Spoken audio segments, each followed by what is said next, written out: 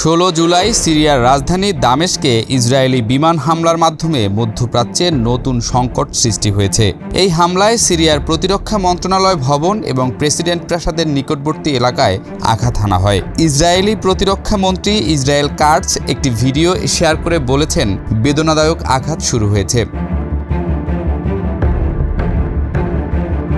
Druze সম্প্রদায় মধ্যপ্রাচ্যের একটি ধর্মীয় সংখ্যালঘু যাদের সংখ্যা প্রায় 10 লাখ। তারা মূলত সিরিয়া, লেবানন এবং ইসরায়েলে বসবাস করে। সিরিয়ায় তাদের সংখ্যা প্রায় 7 লাখ, যা দেশের মোট জনসংখ্যার 3.2%। দ্রুজরা একটি গুপ্ত ধর্মীয় সম্প্রদায় যা 11শো শতাব্দীতে ইসমাইলি শিয়া ইসলাম থেকে বিকশিত হয়েছিল। সিরিয়ার দক্ষিণাঞ্চলীয় শহর সুয়েদায় দ্রুজ যোদ্ধা এবং বেদুইন উপজাতিদের মধ্যে সংঘর্ষ শুরু হয়েছে। এই সংঘর্ষে ইতোমধ্যে 250 জনের বেশি মানুষ মারা গেছে। Syrian observatory for human rights অনুযায়ী 21 জন দ্রুজ বেসামরিক লোককে মৃত্যুদণ্ড দেওয়া হয়েছে। ইসরায়েল দাবি করছে যে তারা সিরিয়ায় দ্রুজ সম্প্রদায়ের সুরক্ষার জন্য এই অভিযান পরিচালনা করছে। দ্রুজরা ইসরায়েলের একটি বিশ্বস্ত সংখ্যালঘু সম্প্রদায় যারা ইসরায়েলি সেনাবাহিনীতে চাকরি করে। নেতানিয়াহু বলেছেন, ইসরায়েল সিরিয়ার দ্রুজদের সুরক্ষার জন্য প্রতিশ্রুতিবদ্ধ। ইসরায়েল দক্ষিণ সিরিয়াকে একটি অসামরিকীকৃত অঞ্চল হিসেবে ঘোষণা করেছে এবং সিরিয়ার নতুন সরকারের বিরুদ্ধে এই নীতি লঙ্ঘনের অভিযোগ এনেছে। ইসরায়েলি প্রতিরক্ষামন্ত্রী কাটজ হুঁশিয়ারি দিয়ে বলেছেন, আমাদের একটি স্পষ্ট দাবি রয়েছে, সিরিয়া দ্রুজদের একা ছেড়ে দিন। 2024 সালের ডিসেম্বরে বাশার আল আসাদের পতনের পর আহমেদ আল শারা সিরিয়ার অন্তর্বর্তী প্রেসিডেন্ট হয়েছেন। হায়াত তাহরির আল শাম নেতৃত্বাধীন বিদ্রোহী জোট আসাদের 54 বছরের পারিবারিক শাসনের অবসান ঘটিয়েছে। নতুন সরকার এখনও পুরোপুরি নিয়ন্ত্রণ প্রতিষ্ঠা করতে পারেনি। এই সংকটের ফলে প্রায় 1000 ইসরায়েলি দ্রুজ সীমান্ত অতিক্রম করে সিরিয়ায় প্রবেশ করেছে তাদের সম্প্রদায়ের সহায়তার জন্য। নেতানিয়াহু তাদের ফিরে আসার আহ্বান জানিয়েছেন, বলেছেন, আপনারা আপনাদের জীবনের ঝুঁকি নিচ্ছেন। যুক্তরাষ্ট্রের পররাষ্ট্রমন্ত্রী মার্কো রুবিও উদ্বেগ প্রকাশ করে বলেছেন, আমরা এই পরিস্থিতি নিয়ে অত্যন্ত উদ্বিগ্ন। ট্রাম্প প্রশাসন ইসরায়েলকে সিরিয়ায় হামলা বন্ধ করতে অনুরোধ করেছে। ইউরোপীয় ইউনিয়ন সিরিয়ার সার্বভৌমত্ব রক্ষার আহ্বান জানিয়েছে এবং বাহ্যিক শক্তিগুলোকে হস্তক্ষেপ না করার অনুরোধ করেছে। ইইউ মুখপাত্র বলেছেন, আমরা সুয়েদায় অব্যাহত সংঘর্ষ নিয়ে উদ্বিগ্ন। এই সংঘর্ষের পেছনে রয়েছে আঞ্চলিক শক্তির ভারসাম্যের পরিবর্তন, ইসরায়েলের নিরাপত্তা উদ্বেগ এবং সিরিয়ার দুর্বল রাষ্ট্রীয় কাঠামো। বিশ্লেষকরা মনে করছেন যে ইসরায়েলের এই কৌশল বিপরীতমুখী হতে পারে। ইসরায়েল যদি সিরিয়ার নতুন সরকারকে অতিরিক্ত চাপ দেয়, তাহলে এটি সিরিয়াকে তুরস্কের কাছাকাছি নিয়ে যেতে পারে এবং আঞ্চলিক অস্থিতিশীলতা বৃদ্ধি করতে পারে। সিরিয়ার 14 বছরের গৃহযুদ্ধের ফলে দেশের অর্থনীতি বিধ্বস্ত হয়েছে। জিডিপি 800 বিলিয়ন মার্কিন ডলার হ্রাস পেয়েছে এবং 90% মানুষ দারিদ্র্যসীমার নিচে বসবাস করছে। বর্তমান বৃদ্ধির হারে সিরিয়ার অর্থনীতি 2080 সালের আগে যুদ্ধপূর্ব অবস্থায় ফিরে আসবে না।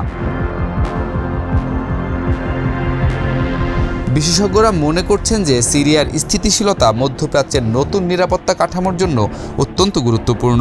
আমেরিকা এবং ইসরায়েল ইরানের প্রভাব কমানোর জন্য একটি মধ্যপন্থী এবং স্থিতিশীল সিরিয়া চায়।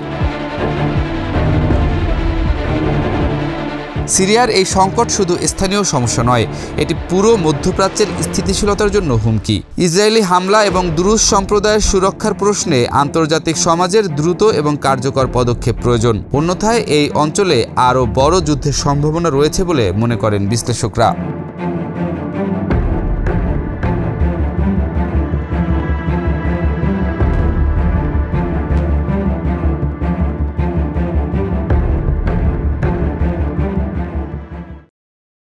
ওমান সাগরে সন্দেহভাজনভাবে চলাচল করা একটি জাহাজ আটক করেছে ইরান। মধ্যপ্রাচ্যে উত্তেজনা বৃদ্ধির পর থেকেই সাগরে কড়া নিরাপত্তা দিচ্ছে তেহরান। নজরদারি চলছে যাতায়াত করা প্রতিটি জাহাজে। তারই ধারাবাহিকতায় একটি সন্দেহভাজন জাহাজ নজরে আসে ইরানের নিরাপত্তা বাহিনীর। ইরানের অভিযোগ, জব্দকৃত জাহাজের ভেতরে ছিল প্রায় 20 লাখ লিটার জ্বালানি তেল, যা পাচারের উদ্দেশ্যে ওমান সাগর ব্যবহার হচ্ছিল। সম্প্রতি ইরানের বিচার বিভাগ এক আনুষ্ঠানিক বিবৃতিতে এসব তথ্য জানিয়েছে।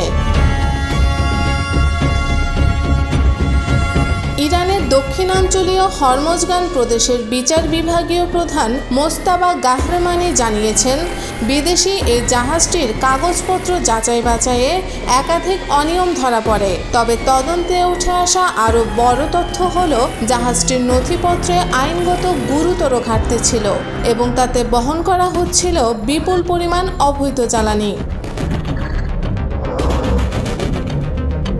এই ঘটনায় বিদেশি ওই ট্যাঙ্কারের ক্যাপ্টেন ও ক্রু সহ 17 জন সন্দেহভাজনকে হেফাজতে নেওয়া হয়েছে।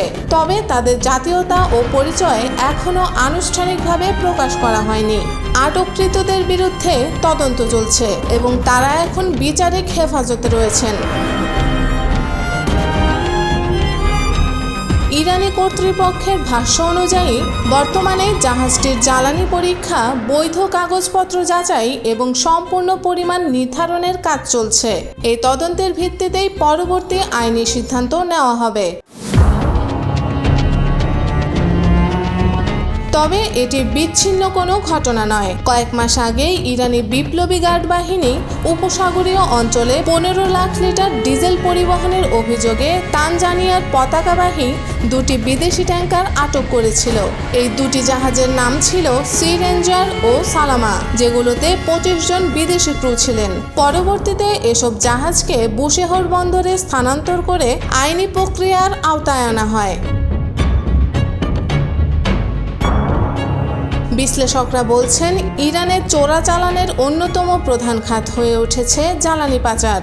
বিশ্ববাজারের তুলনায় দেশটিতে জ্বালানির অভ্যন্তরীণ দাম অনেক কম এবং বিপুল পরিমাণ ভর্তুকির কারণে এই ঘাটতিকে পুঁজি করে চোরা কারবারিরা তা বিদেশে পাচার করে। সরকারি হিসেবে দেখা যায়, প্রতি বছর শত শত কোটি টাকার জ্বালানি দেশ থেকে বাইরে পাচার হয়ে যায়, যা ইরানের জাতীয় অর্থনীতির ওপর বাড়তি চাপ তৈরি করছে। ফলে এ ধরনের অভিযান এখন নিয়মিত এবং কৌশলগতভাবে গুরুত্বপূর্ণ হয়ে উঠেছে তেহরানের নিরাপত্তা সংস্থাগুলোর জন্য। বর্তমানে আটক হওয়া নতুন এই জাহাজ এবং এর 20 লাখ লিটার জ্বালানির ভবিষ্যৎ কী হবে তা নির্ভর করছে চলমান তদন্ত ও বিচারিক সিদ্ধান্তের ওপর। তবে আন্তর্জাতিকভাবে এটি আরও স্পষ্ট, ইরান তার জলসীমা ও জ্বালানি নিরাপত্তা নিয়ে কোনো আপোষ করতে রাজি নয়।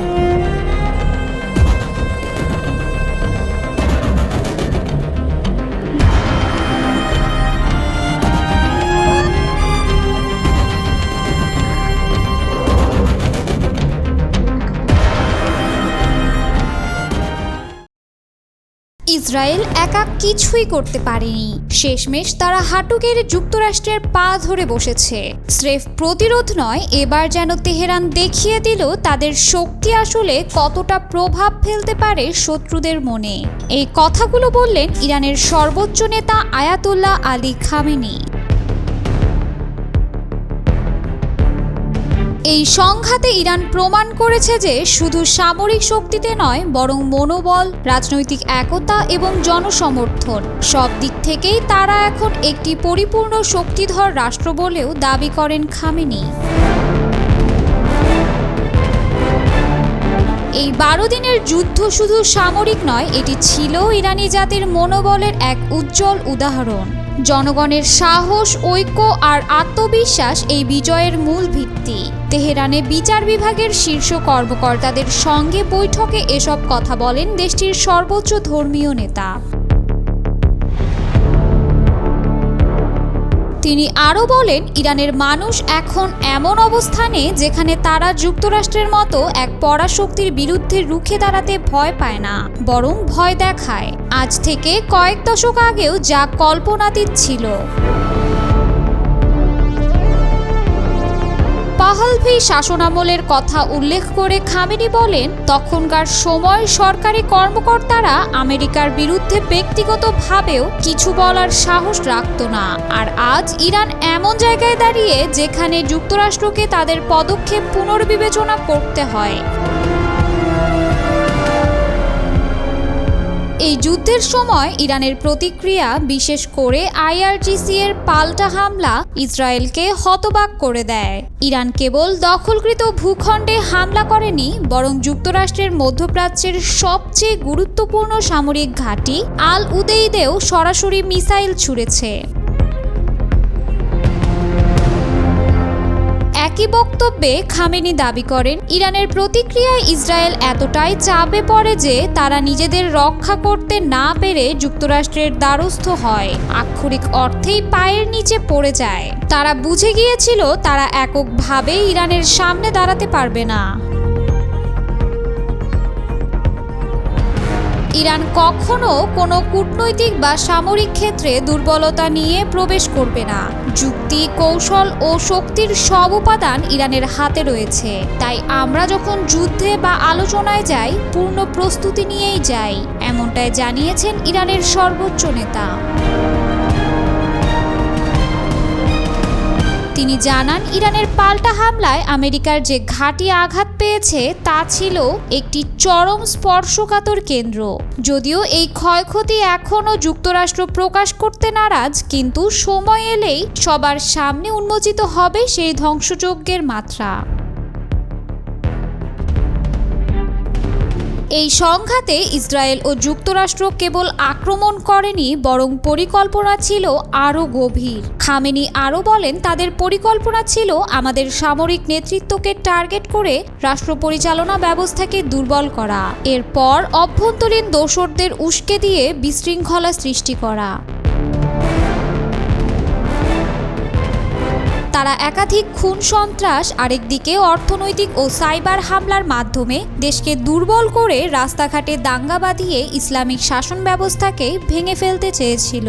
তবে বাস্তবে ঘটেছে ঠিক উল্টো। আল্লাহ তাদের ষড়যন্ত্র ব্যর্থ করে দিয়েছেন।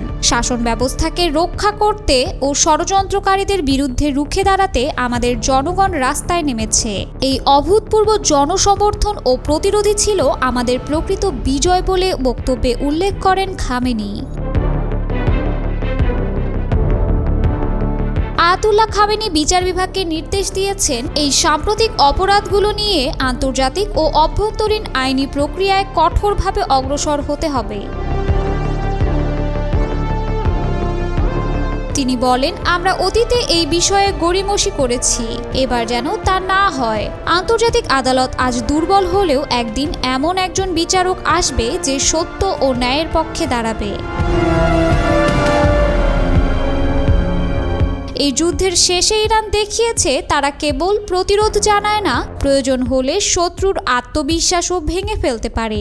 আর এই আত্মবিশ্বাসের ভিত্তিতেই আজ ইসরায়েল নত হয়ে আমেরিকার দয়া ভিক্ষা করেছে।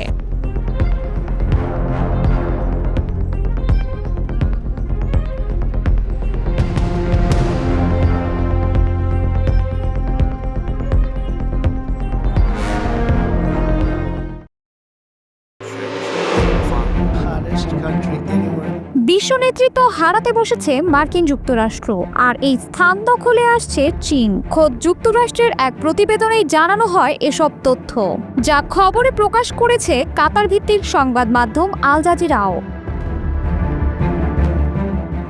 যুক্তরাষ্ট্রের সিনেট ফরেন রিলেশনস কমিটির ডেমোক্র্যাট সদস্যদের প্রকাশিত এক বিশ্লেষণধর্মী প্রতিবেদনে বলা হয়েছে, ট্রাম্পের বিশ্ববিমুখ নীতি, কূটনৈতিক তৎপরতার ঘাটতি এবং একপাক্ষিক বাণিজ্য যুদ্ধের কৌশল যুক্তরাষ্ট্রের বৈশ্বিক অবস্থান দুর্বল করে ফেলেছে। আর সেই সুযোগে বিশ্বজুড়ে দ্রুত বাড়ছে চীনের প্রভাব। প্রতিবেদনটিতে বলা হয়, ট্রাম্প প্রশাসনের ক্ষমতায় আসার শুরুর দিক থেকেই যুক্তরাষ্ট্রের স্টেট ডিপার্টমেন্টে কর্মী হ্রাস এবং ইউএসএআইডি ও আন্তর্জাতিক গণমাধ্যম সংস্থাগুলোর কার্যক্রম সীমিত করে দেওয়া হয়। ফলে যুক্তরাষ্ট্রের সফট পাওয়ার মারাত্মকভাবে ক্ষতিগ্রস্ত হয়। অন্যদিকে এই শূন্যতা পূরণে এগিয়ে আসে চীন, যেখানে বিশ্ব স্বাস্থ্য সংস্থা, প্যারিস জলবায়ু চুক্তির মতো বৈশ্বিক উদ্যোগ থেকে পিছু হটেছে যুক্তরাষ্ট্র। সেখানে চীন বিদেশি অনুদান, বিনিয়োগ ও কূটনৈতিক সম্পৃক্ততা বাড়িয়েছে, ফলে বিশ্ব নেতৃত্বের ভারসাম্য এখন দ্রুত বদলে যাচ্ছে। 我是山水相连的友好邻邦。 জরিপেও দেখা যাচ্ছে বিশ্ব জনমতের প্রতিফলন। পিউ রিসার্চ সেন্টারের জরিপ বলছে বিশ্বের 25টি দেশের মধ্যে অন্তত 15টি দেশেরই চীনের প্রতি ইতিবাচক মনোভাব তৈরি হয়েছে। মেক্সিকো, দক্ষিণ আফ্রিকা, তুরস্ক, কেনিয়া, ইন্দোনেশিয়া সহ একাধিক দেশ এখন চীনকে আগের তুলনায় বেশি আস্থার জায়গায় দেখছে। 不能阻挡祖国统一的历史。 বিশ্বজুড়ে এখনও চীনকে নিয়ে নেতিবাচক মনোভাব থাকলেও অর্থনৈতিক দিক থেকে চীনকেই এখন শীর্ষ দেশ মনে করছেন অনেকে। 2025 সালের জরিপে দেখা গেছে 41% মানুষ চীনকে বিশ্বের প্রধান অর্থনীতির দেশ হিসেবে দেখছে, যেখানে যুক্তরাষ্ট্রকে বলেছে মাত্র 39%। 党祖国统一的历史大事。 তবে সবচেয়ে বড় ধাক্কা এসেছে যুক্তরাষ্ট্রের ঐতিহ্যগত মিত্রদের দিক থেকে। কানাডা, ফ্রান্স, জার্মানি, জাপান, যুক্তরাজ্য সহ 10টি উচ্চ আয়ের দেশে যুক্তরাষ্ট্রের প্রতি ইতিবাচক মনোভাব 2024 সালে ছিল 51%, যা 2025 সালে কমে দাঁড়িয়েছে মাত্র 35%। বিশেষত দক্ষিণ কোরিয়া, জাপান এবং অস্ট্রেলিয়ার মতো প্রধান এশিয়া প্যাসিফিক মিত্রদের মধ্যে এই মনোভাব পরিবর্তন আরও স্পষ্ট। He earned whatever they pay him here. এই দেশগুলোতে প্রেসিডেন্ট বাইডেনের সময় যুক্তরাষ্ট্রের প্রতি আস্থা ছিল গড়ে 53%, যা ট্রাম্প ফেরার পর কমে দাঁড়িয়েছে 22%।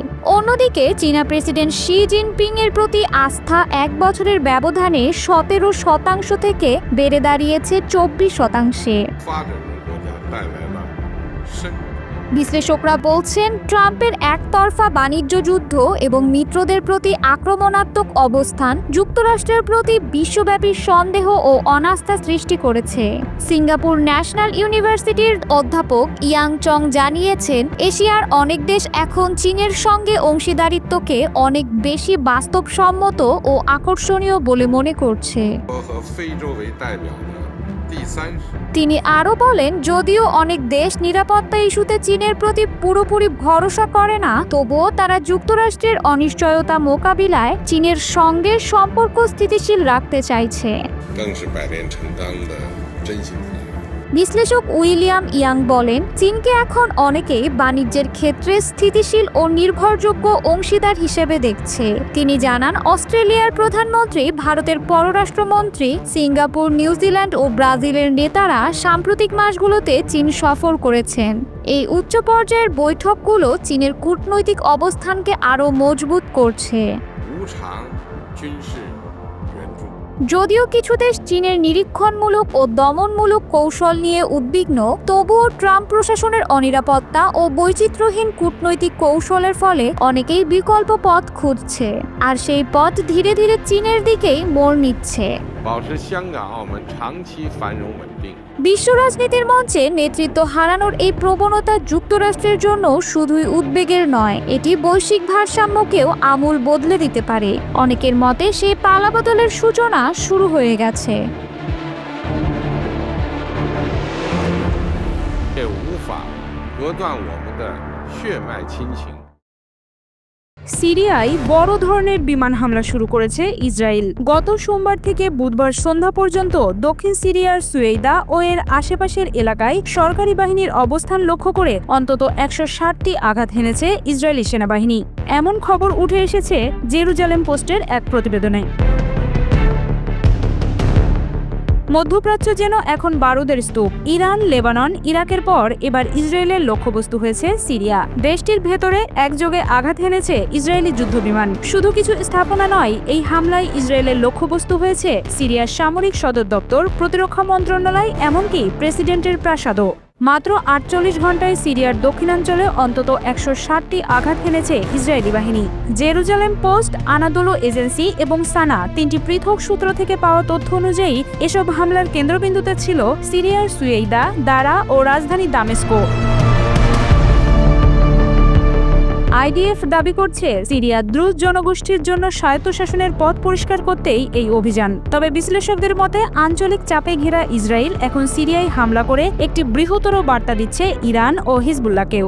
সিরিয়াকে ব্যবহার করে হামাস ও হিজবুল্লাহ যোদ্ধারা যেভাবে সীমান্তে সক্রিয় তারই জবাব দিচ্ছে তেল আবিব, এমনটাই মনে করছেন অনেক বিশ্লেষক। দামেস্কের কেন্দ্রস্থলে বোমাবর্ষণ, প্রেসিডেন্ট প্রাসাদের উপর হামলা, সেনা সদর দপ্তরে একাধিক বিস্ফোরণ এসব ইঙ্গিত করে এবার সরাসরি সিরীয় রাষ্ট্রযন্ত্রকেই লক্ষ্যবস্তু করেছে ইসরায়েল। সিরিয়া স্বাস্থ্য মন্ত্রণালয় বলছে শুধু বুধবারই নিহত হয়েছেন অন্তত 3 জন বেসামরিক নাগরিক, আহত হয়েছেন অন্তত 34। তবে এই সংখ্যা আরও অনেক বেশি হতে পারে বলে মনে করছে পর্যবেক্ষকরা, কারণ হামলার লক্ষ্য ছিল মূলত সামরিক অবকাঠামো, যেখানে সিরীয় সেনাবাহিনীর একত্রে উপস্থিতি ছিল। কিছু সূত্রে বলা হচ্ছে একাধিক সামরিক ব্যারাকে বোমাবর্ষণে বহু সেনা নিহত হয়েছেন, তবে সরকারিভাবে এই সংখ্যা প্রকাশ করা হয়নি। ইসরায়েলের প্রতিরক্ষামন্ত্রী ইসরায়েল কাটজ এদিন এক বিবৃতিতে বলেন, আমরা বারবার সতর্ক করেছি, সিরিয়া যদি হিজবুল্লাহ বা ইরানের সামরিক ঘাঁটি হিসেবে ব্যবহৃত হয় তাহলে আমাদের প্রতিক্রিয়া হবে ভয়াবহ। এই হুমকির ঠিক ঘণ্টাখানেক পরই বোমা ফাটে দামেস্কে।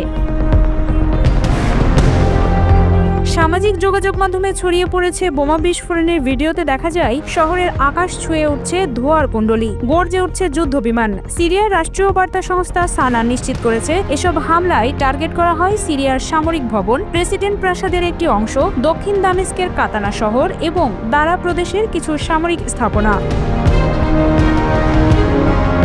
এই হামলা আন্তর্জাতিকভাবে এক নতুন বিতর্কের জন্ম দিয়েছে, কারণ প্রেসিডেন্ট প্রাসাদে হামলা শুধু সামরিক নয়, বরং এটি একটি রাজনৈতিক বার্তা যা সরাসরি সিরিয়ার নেতৃত্বের প্রতি হুমকি হিসেবে দেখা হচ্ছে। কেননা ইসরায়েলের 2 মন্ত্রী 24 ঘন্টার ব্যবধানে সিরিয়ার অন্তর্বর্তীকালীন প্রেসিডেন্ট আহমাদ আল শারাকে হত্যা করার আহ্বান জানিয়েছেন। এই খবর প্রকাশিত হয় মিডল ইস্ট মনিটরে। বিশ্লেষকরা বলছেন ইসরায়েল এখন সরাসরি যুদ্ধের ভিন্ন এক পর্বে প্রবেশ করেছে, যেখানে শুধু সীমান্ত রক্ষা নয়, প্রিভেন্টিভ অ্যাটাক বা প্রতিরোধমূলক আগাম হামলার কৌশলকে সামনে আনছে। আর এই নীতির সঙ্গে মিল রেখেই সিরিয়ায় এমন আঘাত হানল আইডিএফ।